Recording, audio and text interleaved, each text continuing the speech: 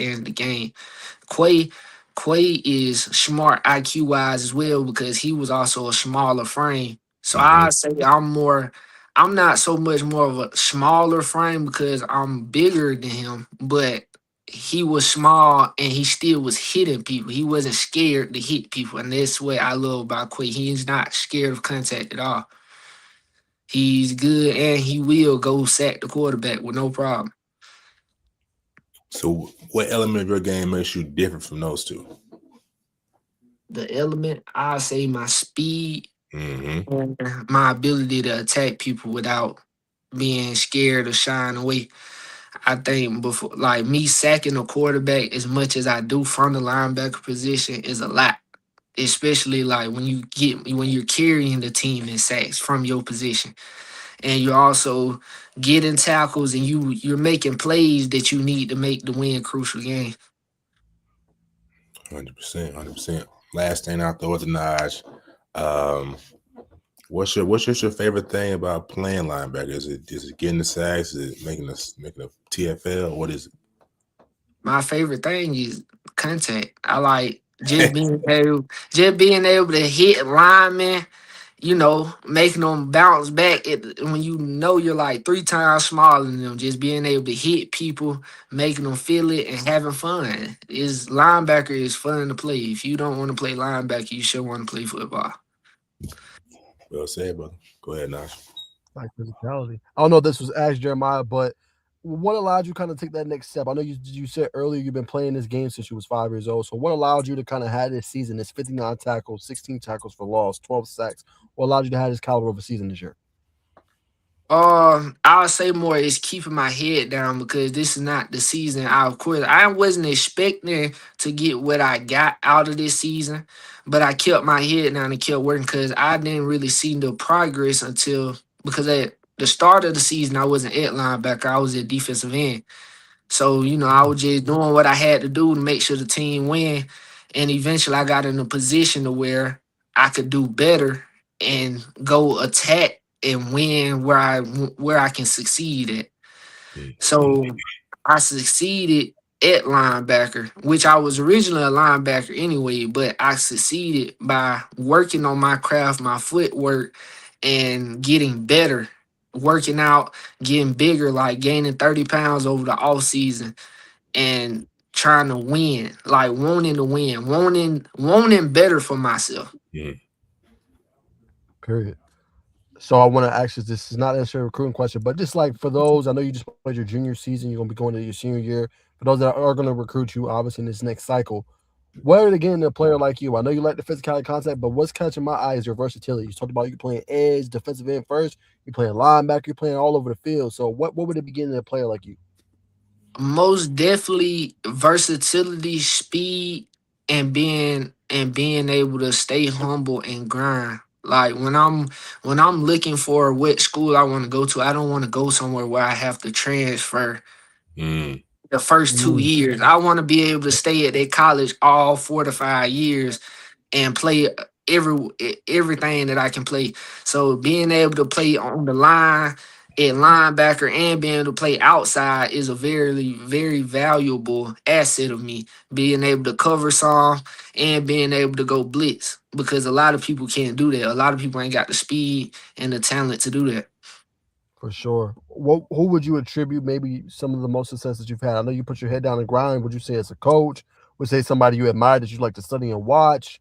Who would you say has been really helpful in your process?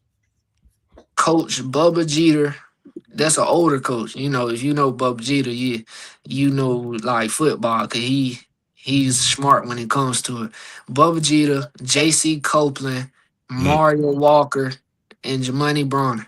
Them my top four people. For you, you just talk about your top four. Just real quick, just what did it mean to you?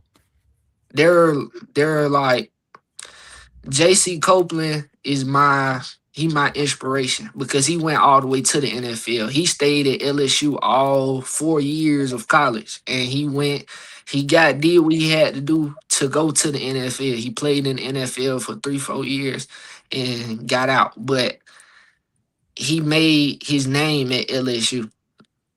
Like, and then Mario, he was my recruiter. He also played in college, but he helped recruit me to get me where I need to be. He was telling me what weight I need to be, what I need to do, and JC as well, because he's also my weight training coach. So they were teaching me what I need to do to be where I want to be in life. And Bubba Jeter and all them, all saw something in me that was greater than what was being shown. That people was really looking down on me, and that's why my dad, he called me a diamond in the rough, because all of this wasn't expected for me to be where I'm at now. 100%. Next thing I want to ask you, what is it like playing true football, Jeremiah? I mean, you playing for a team, y'all just went 10-2. Y'all play really good in the region. I know probably not what you expected in the playoffs, but y'all are always good year in, year out. So what's it like being, played out there in True County? Great, man. You gotta love football to be at Troop County. A lot of people can't play at Troop because they won't handle what's really going on. They can't handle the pressure. They can't handle, because Troop is always a good football team. Troop always go to the playoffs, except for Okay. 1 year that we had. But that's fine. We came back and had a way better season. Almost went undefeated except for one game in the playoffs. So, and we lost to the team that literally went undefeated and won state. So you can't really be mad at that. Is it's hard. Like, you got to be able to be ready. You got to be prepared. The coaches there. They're gonna take you through things like college. They're not gonna take it easy on you. If you really want it, you should want to be at Troop. If you really want it, you should want to be at Troop. If you don't take your opportunity, you should always want to go to Troop. Period. For you, Jeremiah, we talked about your game. What's the next step? What is that evolution to get you where you want to be? I know you always fine tuning the craft in it, but just that last year of high school, what's the evolution part, the next step of your game? The next step is bigger, faster, and stronger. My weight goal by the end of before August, 215. But I gotta build on it. So I'm 200 now. Mm. I'm gonna build to 215, so I'm gonna be straight muscle, and I'm still gonna be fast off of the ball. My first step ain't nothing that gonna change, because I'm still speed training with Jermaine. I'm still getting my work in. I just was working out this morning. So everything, it ain't I just went and bought some supplements and stuff. I'm grinding, I'm down, I'm ready. I'm ready to make it to the next level and showcase my skills there, so people can't say I'm a fluke. Period. Couple more if I throw it back to bacon. Gotta pick your brain. What is the key to being, you think, an elite edge rusher or just a guy off the end? I mean, like I said, we know you got the versatility, but what is it? Is that quick first step? Is it the block shed? Is it the finesse moves? Like, what makes you an elite, pass rusher, you think?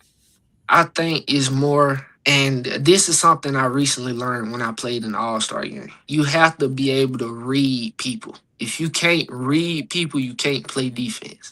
Mm. Because people have tendencies. So a lineman has a certain tendency that he might stick to. He might keep his hands in before he lock them out on you. He might wait this long. He might step this way. It's ways to beating people no matter how fast you is. You just gotta use what you have. It's either your brain, or you can use your raw speed and athleticism, or you can just use your strength and just throw them on the ground. But regardless, you have ways of beating people if you read their tendencies. If you can't read their tendencies and pick off what they're doing consistently, then it'll have a hard time beating them. Last one, or last two, linebacker. What is the key to being a really good linebacker, you think? You gotta know how to read. You gotta know how to read plays. You gotta know how to read plays, see the gaps, and hit it. And you gotta be physical. If you can't be physical, then you can't be a linebacker. And it can't be no hesitation. No hesitation. You can't false step, nothing. You gotta be on point. You gotta be locked in all the way in. You're the leader of the defense. You gotta talk. You gotta be on point. Period. Last one. Just what's the latest going on? What's some interest you have right now with colleges, Jeremiah? See, you trying to start controversy? I can't do No, that.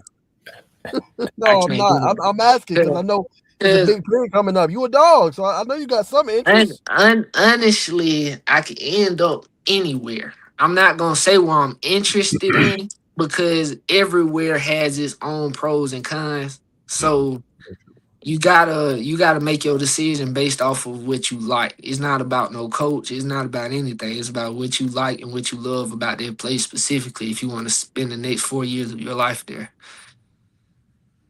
Period. Nah, facts. Hottest man in the game just picked up Tennessee this morning, man. So you know what I mean. How was that?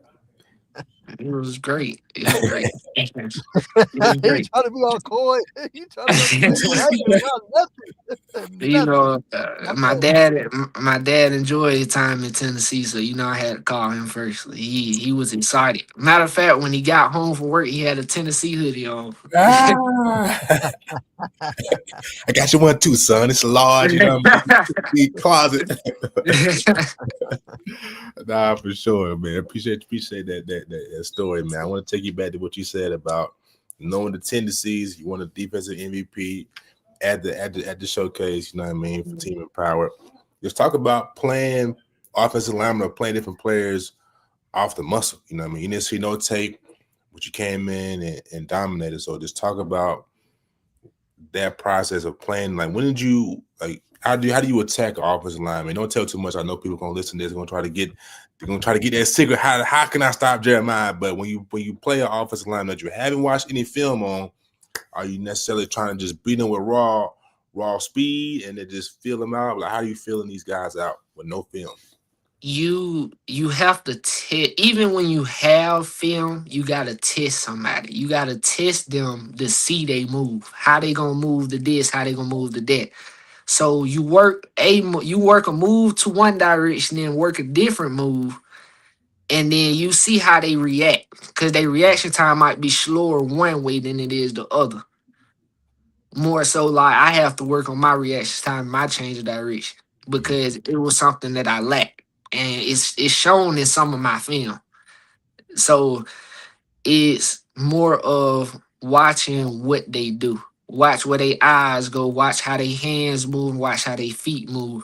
Because some linemen jump wider and some jump more inside. So that's telling you more so what the play is and Mhm. how they you got to be able to have read and react to what they doing. Really, is really you learning mid game, so you can't expect to make a play instantly. You gotta work on it. Like you gotta be smart, take your time, and then eventually it's just gonna come. Once you learn how to beat them, you're gonna keep beating them until they find a way to stop you. You can't stop some. You don't stop doing something that they can't stop. 100%. Best three offensive linemen that we faced this year. Best three. Best three. Um, It was a guard from Sandy Creek. I don't know which one he is, but I lost that. I lost that rep. That's all I'm gonna say. I lost that rep. Then Tavian Edwards, Big T from Troop. He's a tackle. I think he's the left tackle.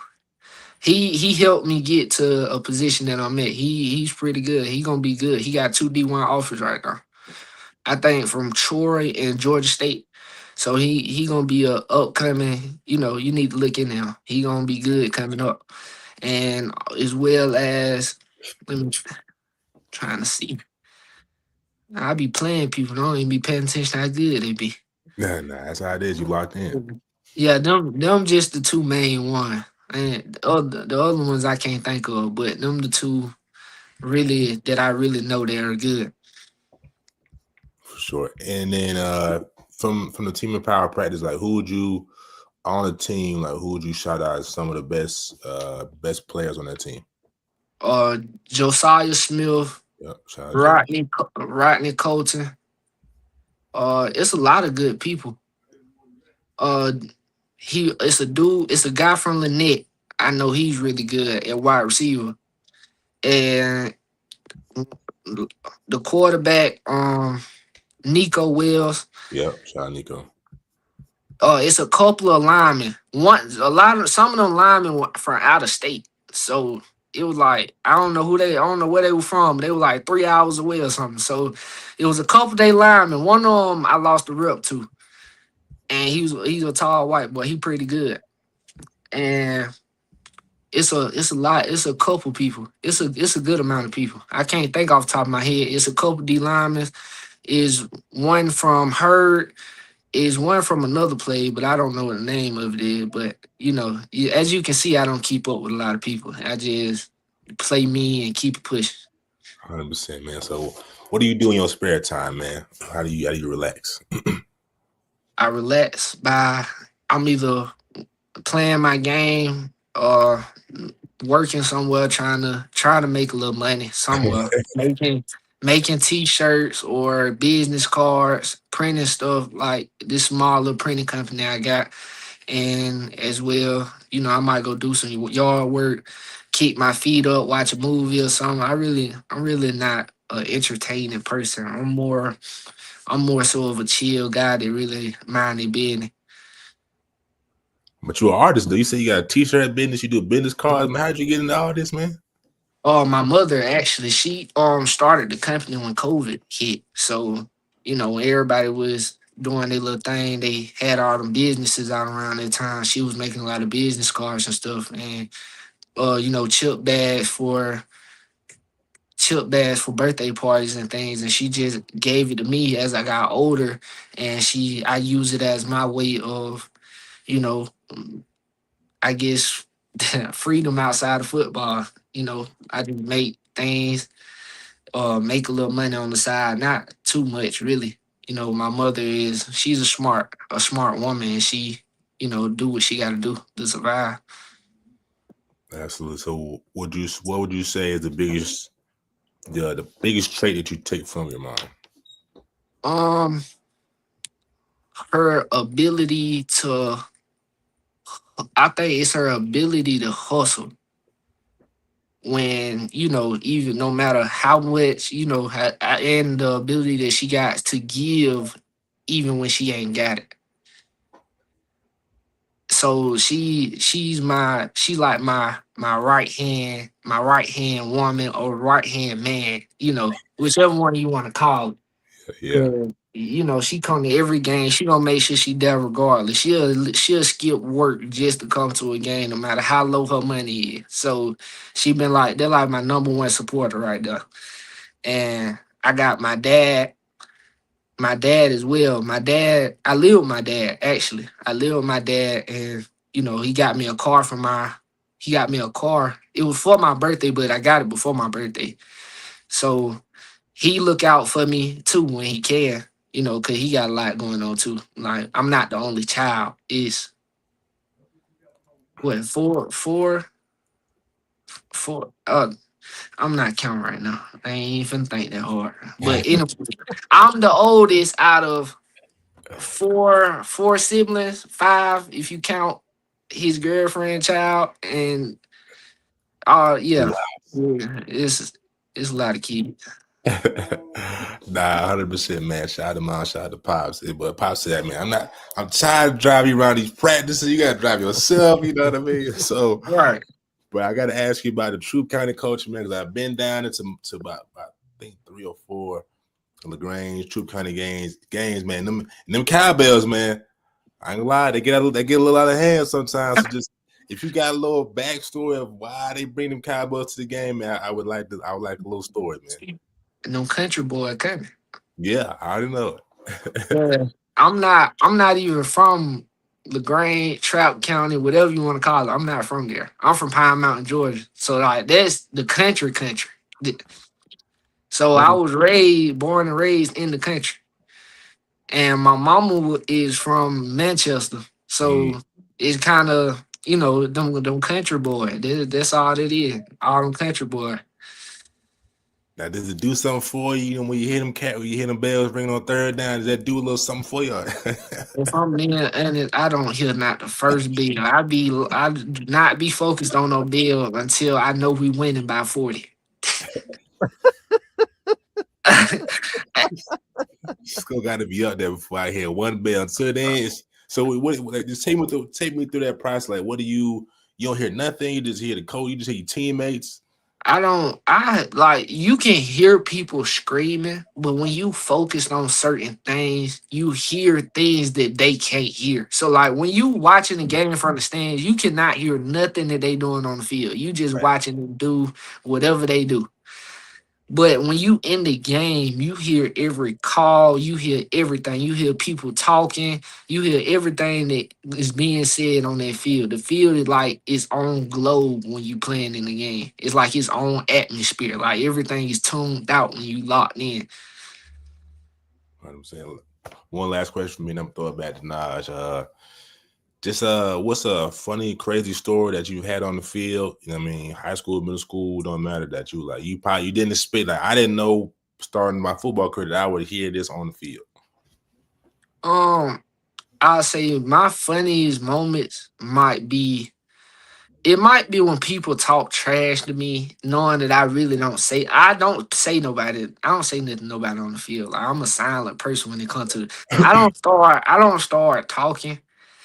But like when I do talk, it be like people be asking me, they be like, man, you're good. They be like, um, how many offers you got? And it's like when I had no offers, so they were like, I was like, none. They were like, man, they need to offer you ASAP. And I'm like, I'm like, yeah, I mean, yeah, but it ain't nothing I can do. Yeah. And eventually I started getting offers, but somebody tried, like people started trying to bully me. Right. So when somebody put me on my back before, I'm not scared to admit I have lost reps before. It's not hard to lose a rep. You can slip one play and you'll lose a rep. But that's just a part of football. You're not gonna win everything. So dude, like he like grabbed me, tried to throw me down, and then tried to lay on me. But like I'm not going for nobody laying on me. I'm sorry, but you cannot lay on me. You might can put me on the ground, but you is not laying on me. Yeah. And I got an offer from Old Miss, and the next day he posted it on TikTok. You try to get a little motion. I gotta give me a little offer, a little G5. But it ain't gonna do nothing. Yeah, Like yeah. it ain't gonna do nothing. You like most coaches probably won't even see a TikTok even being posted. That's a good point. Because like most coaches are older guys. They not watching TikTok. That's facts. On So Twitter, it man. was it was funny because like the whole football team was trying to be funny about it. They sending all types of edit. I'm like, bruh, it ain't even that deep. That's a fact. I guess, off that point, how is it in terms of like what's your leadership style? Would you say, Jeremiah? I know you kind of more silent and probably not rah. Do you just kind of lead by example, or do you kind of tell guys messages before the game? Um, I'm a lead by example type of person. I speak, but last year I was a leader, but I was still like a junior behind a senior linebacker. So I mainly let him take the role. But some people get in the position where they act like they don't want to speak, and really, when you need a leader, you gotta step up. So I lead by example, and I speak when I need to be heard, because people do respect and look up to me for the most part. So for that, I speak when I need to. Like the Cairo game, we lost, but we still could have won that game at the end of the day. The fact that we lost that game, it was like, I did what I could. It ain't nothing else I can do. You right before he got Chase Moses got a pick six, right? This was gonna tie the game. Somebody got a block in the back. Mm. And it's like I watched him do it, but it ain't nothing I can tell him. Maybe I should have pushed him out the way and made him fall. But I can't in the moment you really looking like, wow, we lost. It ain't no in and buts about it. We just lost. So you can't do nothing but finish the game. You hit the kicker when we finna get the ball back. It's just little small things that happen. They lost us that game. We got to be able to score on offense, things like that. But Clearly, they just wanted it more than a lot of our guys, and that's the reason why they won. Because they had no in no way, shape, or form they was a better team than us Mm. at all. But if a team wanted more than you, then hey, get on their flowers. They gonna beat you. Period. They will beat you bad. Do you have like a pregame tradition, and then how do you kind of just deal with losses? um, when it comes to losses, I feel like you really can't be if you really put your all out on the field. You can't be mad. You when you give it your all, you can't cry. You can't be mad. You gotta move on. If you really gave it your all, you gotta move on. Mm. Most of the time, the people who crying and hurt are the people who didn't give it they all from day one. So when I lost, I just went and talked to my mom. I talked to my mama and I went ahead and got on the bus. I was smiling and laughing at the end of the day when we got on the bus because a lot of our guys was doing that were seniors and finna leave. So, ain't no point in being sad if you know you put it all out there. Period. And then, do you have a pregame tradition? Uh I think I really be chilling for the most part. I don't try to get too locked in because you get too locked in there when you mess up. So I really, I laugh, I talk. I don't over laugh and talk, but I be laid back laughing and talking and listening to music. I don't play. I'm not really a playful person. And I don't like being around people who want to play when we really need to be getting ready. Ain't no point in playing games when we supposed to be focused on something that's important that can change your life. Mm. So I most definitely be I be calm for the most part and listening to my music.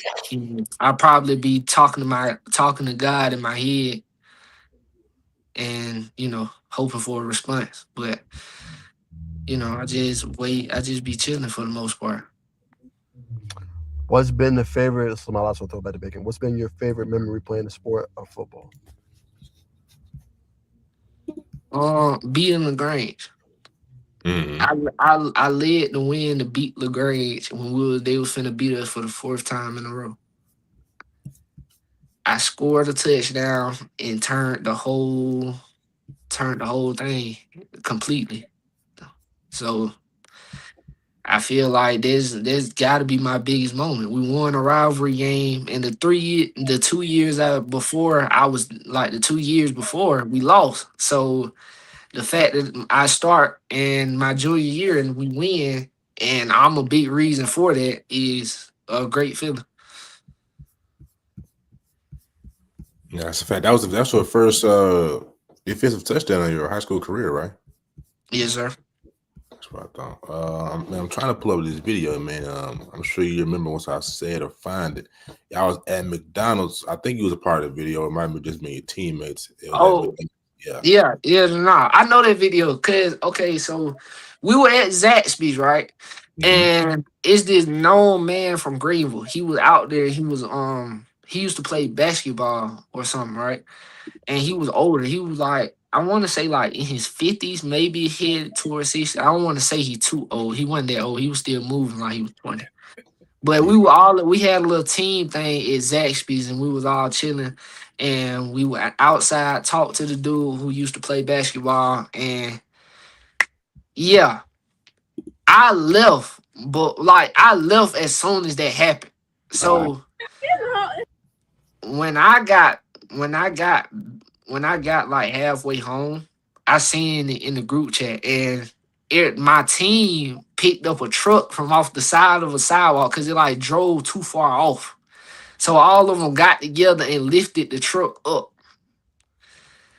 How they did it, I don't know, but the power of friends. I guess that's what you want to call it, the brotherhood. Brother, well said, brother. Then last couple questions before we let you go, man. Again, appreciate your time. Appreciate you coming on. Just talk about the athlete down there in Troop County, LaGrange area, man. Even from where you said you was from Hey, we originally. can't hear you. Oh, how about now? I still can't hear you. I'm gonna go out and come back in. Hold on.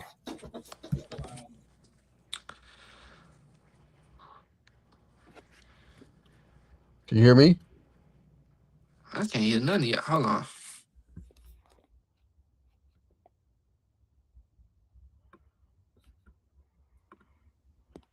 He left. He said he gonna come back. Can you hear me? Can you hear me? Yeah. All right, man. I'm not sure, brother. Oh, good, man. But we appreciate everybody who's in the chat, man. By the end of the interview, we'll probably hear within the next 5 to 10 minutes. So if you got any questions, feel free to go on that YouTube chat, man. Let us know what's up. If you got a question. All right. I bet. Yeah. Where are you from again originally? Pine Mountain, Georgia. Pine Mountain, Georgia. So just talk about the caliber athlete from Pine Mountain, Georgia, Troop County, LaGrange, man. Just what's different about y'all? What's in the water, man? What's in the chicken? What's in the collard greens, man? This all I'm gonna say. Kobe Hudson, Tay Crowder, Mm-hmm. it's a couple other people, but I can't think of them off the top of my head. All were good football players. Yes, they probably had some reasons why they're not where they're supposed to be, but that had nothing to do with me, of course. So I think it's just being country bred, outside in the grass, Yeah. farm fields, playing outside, being with them real, in your cornbread. Just in your cornbread in that well water. Yeah, hey, Out, they sleep on the well water, brother, for real. hey, outside drinking out the hole, can't go in the house. That's fact. You go in the house, you in there. You the in and yeah, you can't do both. Right.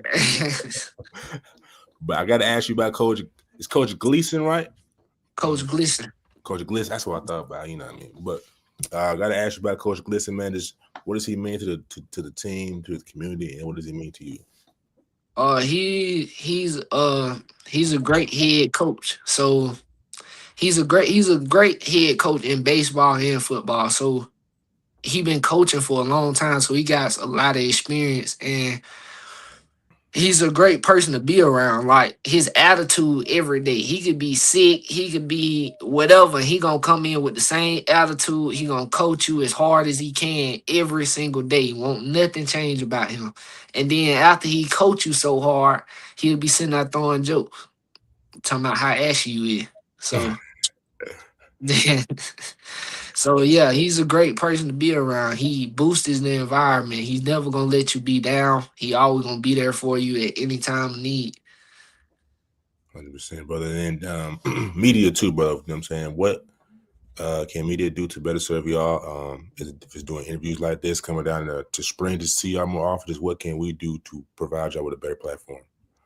It's most definitely doing things like this and like going to see people, like doing what you do as in recording people, getting people faces on things, talking to people. That's great media wise. There's something that really could build you. Advertising through people.